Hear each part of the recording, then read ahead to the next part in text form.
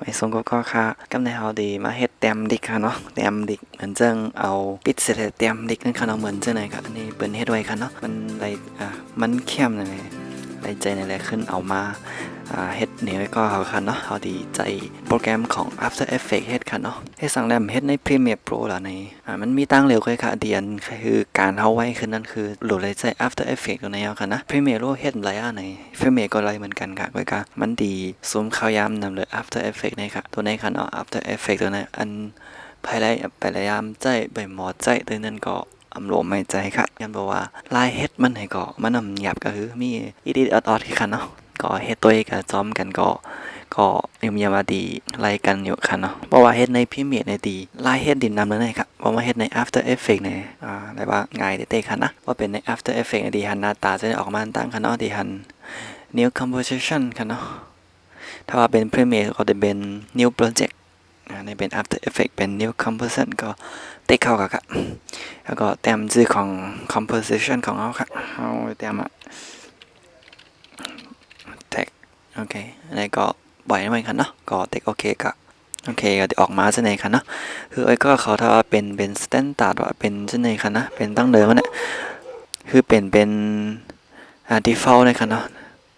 คือเป็น default ไหนแล้วก็กำในคือเทคทีค่ะตัวไหนค่ะทีตัวนี้ก็แต้มดิกเขาค่ะอันเขาใครแต้มดิกนั่นค่ะดิกใต้ก็ไรหรืออิงเกตก็ไรอันนี้เขาดีเอาดิกใต้เอาค่ะเนาะเขาดีเอาฟอนต์ยิง44นี่ค่ะ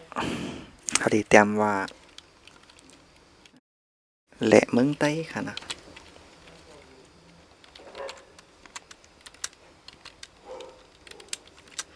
โอเคแหละเมืองใต้ค่ะไล่ซุ่มเข้าซุ่มออกมันก็ปั่นมารอดดีมอเข้าไว้ค่ะเนี่ยนะว่าใครเงียบกับกามาไหนก็เต็กตัวอันโตสเปซนั่นไหนก็ขำไว้แล้วก็เงียบไว้ค่ะนะก่อนนี้เต็กตัวสเปซใหญ่ลืมเป็นตัวไหนค่ะนี่ค่ะเต็กสเปซไว้ก็เงียบกันเงียบมากเลยค่ะไล่ซุ่มเข้าซุ่มออกมาเนี่ยก็ปั่นมารอเข้ามารอออกเลยค่ะกำลังเอามาเฮ็ดกันค่ะเนาะลายมันก็มันจะหยับซ้ำค่ะแล้วก็อย่าไปลืมเต็กที่นี่ครับบอดี้เฮ็ดเต็กใส่ที่นี่ค่ะนะเต็กใส่แรงๆนะครับเต็กใส่ดีห้องไทม์ไลน์แรงๆมาเลยค่ะกำในก็ขึ้นเมื่อเอาดีไม่นะครับไม่แพนทูตัวนั้นโอเคก็ซุ่มเข้าซ้ำๆครับนั่งเฮตีฮันนะเงียบอย่างเงี้ยมากก็เต็กสเปซเดเงียบครับเอาขอคือไว้ก็เขาเตรียมจะไหนครับเตรียมเหมือนซึ่งเขาเตรียมดีกันครับเอาแพนทูในขีดกับซ่อมเซียนตัวลิกมันครับนะให้ง่ายเลยครับง่ายเลยใจพรีเมียร์โปรขนาดพรีเมียร์โปรดีก็ตัวดีไรเนี่ยโอ้มันดีซุ่มเขายามเบสใส่ค่ะนะแล้วก็ระวังพองค่ะนะพังพองค่ะ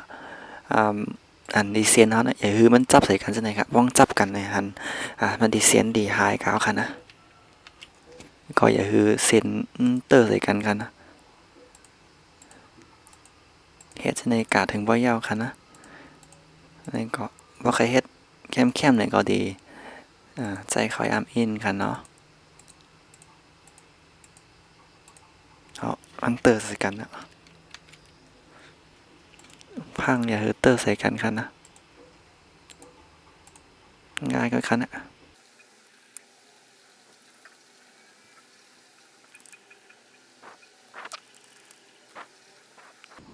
เพราะของไว้ก็เขาดีเป็นออกเป็นสีสังพวกค่ะนะสีแหลงสีสอมพวกกันนะของข้าวได้เป็นสีเหลืองค่ะ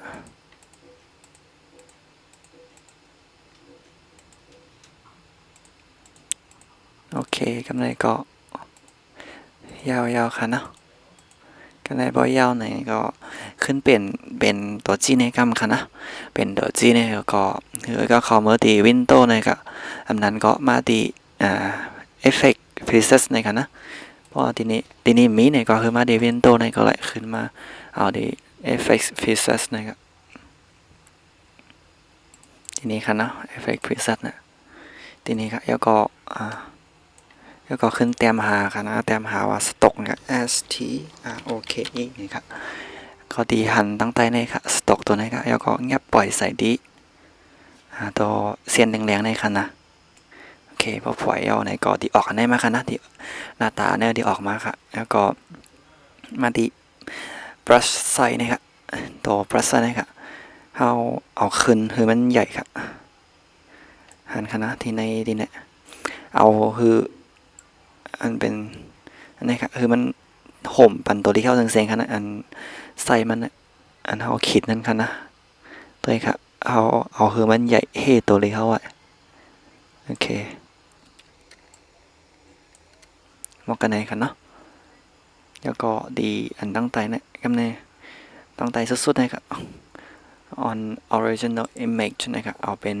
Vivel original image สุดๆนะครับแล้วก็อันดีหายกันเนาะแล้วก็อันดีนี้เขาดีใจ keyframe it on นึงค่ะนะเอามาดี n ตัวนี้ครับ n ตัวนี้ครับนะดีปักเปอร์เซ็นต์นะเขาเอามาเป็น0%กรัมค่ะโอเค0%กรัมค่ะนะเพราะมีปากไว้นะเอามา0%กรัมตีโต๊ะ n นะครับแล้วก็อย่าไปลืมเลยนะเพราะมันอยู่เส้นสองๆเนี่ยเพราะมันอยู่ที่นี่เนี่ยคือเอามาปั่นสุดๆในต่างกันนะแล้วก็เต็กคีย์เฟรมตัวนี้ครับเต็กใส่ที่ตัวนี้ครับเต็กใส่กัมแล้วก็ขึ้นมาย่ายอันเส้นสองๆต่างๆเนี่ยเต็กไว้ดีไหนก็ไล่ครับคลายมาอินโอเคบอกกันนะแล้วก็ดีมันเปอร์เซ็นต์0%เนี่ยขึ้นค่ายกับขึ้นปักขึ้นกับเอาดีหันว่ามันดีเริ่มเฮ็ดเตรียมดีกาวกันนะกันให้เอาเทคพรีวิวด้วยครับกันได้ไงครับนะโอเครู้สึกว่ามันไวไปใจกันเนาะไวไหนก็ขึ้นเตรียมใส่ดีนี่ครับ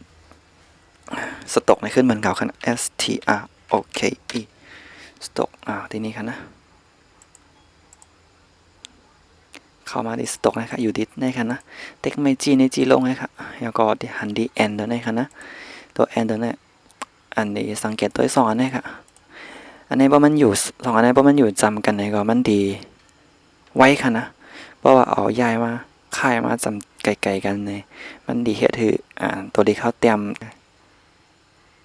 หันค่ะเนาะมันดีเทิงลงกะค่ะนะใครคือเทิงเหลือนั่นแทงก็ไล่เอาไว้ไกลๆก็นะอันนี้เทิงค่ะนะเอาไว้ไกลๆก็รู้สึกว่ามันเทิงปนเอาไว้หมอกกันในใกล้ค่ะ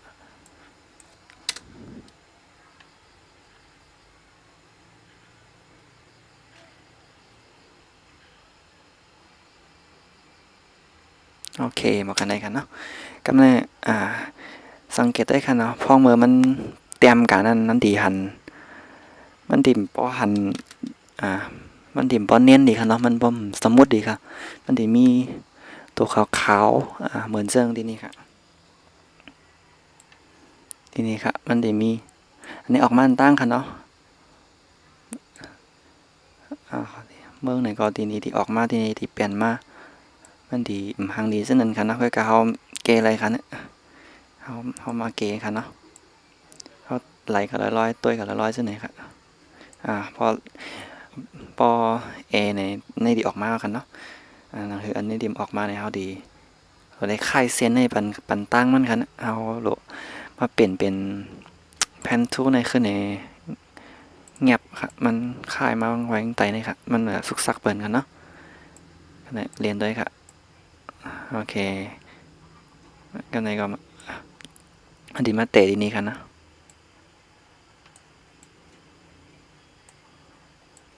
ด้วยค่ะ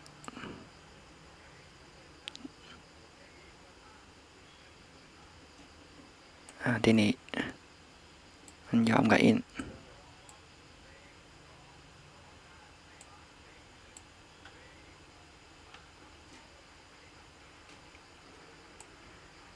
ก็ขึ้นค่ายอันเป็น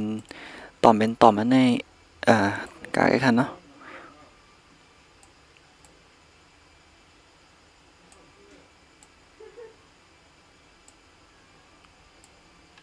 เพราะมันกระเตอร์ใส่เปิลก็ขึ้นไม่ค่ายบันกี่ค่ะมันหยาบสังค่ะนะทีนี้มันเตอร์ใส่ทั้งบนอินเนาะแล้วก็ค่ายมาอินทีนี้มันหันดีครับแล้วก็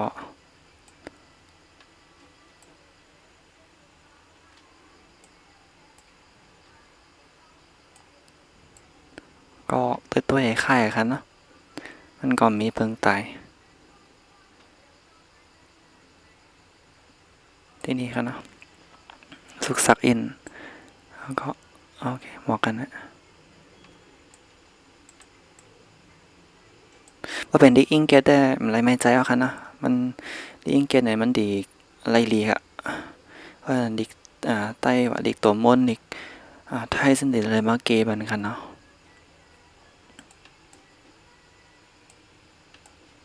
ที่เลยมาเมปันคือมันสมมุติขึ้นกันอะ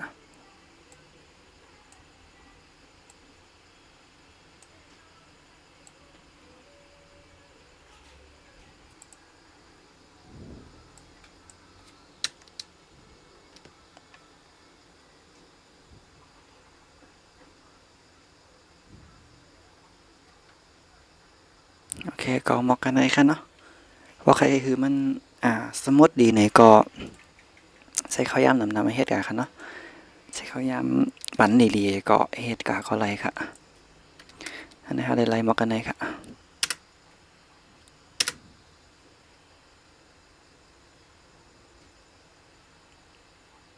โอเคกำในเฮาดีค่ะเนาะไรเหมาะกันไหนไต้ยาวทีนี้ยาวเกาะกำในเฮามาเวลามันกะข้าวยำมันกะเอาหือมันกึดตีเนี่ย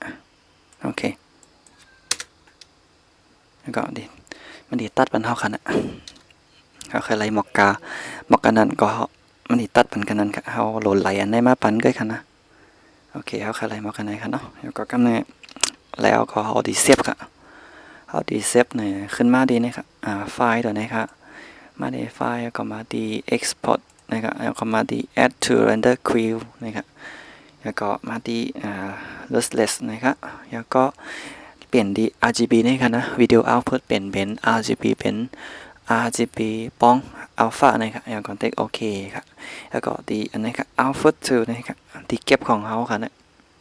เราเก็บไว้ดีวิดีโอเนี่ยตั้งค่ะเนาะก็เด็กเซฟกับค่ะนะแล้วก็เด็กดีเรนเดอร์นะครับแล้วก็ไปมันยาวก็เรียบร้อยเอาค่ะอันนี้จะเป็นไฟล์วิดีโออันนึงค่ะนะมันดีมีแบ็กกราวด์มันดีแบ็กกราวด์ก็ดีมีสังเขาสามารถ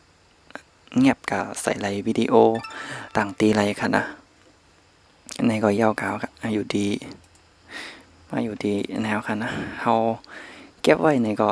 ใครเก็บไว้ในก็ไรใครเอาเมื่อใจต่อวิดีโอต่างอันในก็ไรนะอันนี้เขาเดียวเมื่อใจในเพย์เมียของเขาโอเคตัวนี้ค่ะนะเขาดีเงียบใส่ในวิดีโอของเขาอันเขาดีมาตัดต่อนั่นค่ะมันใหญ่เนี่ยก็เอาลงกัน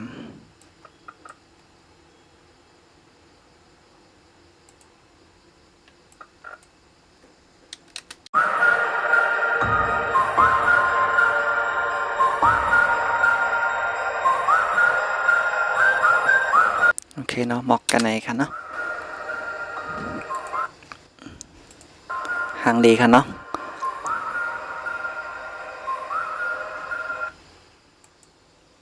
ก็เหมาะกันไหนก็ได้ค่ะเนาะก็ปอหยาบสั่งก็คือค่ะ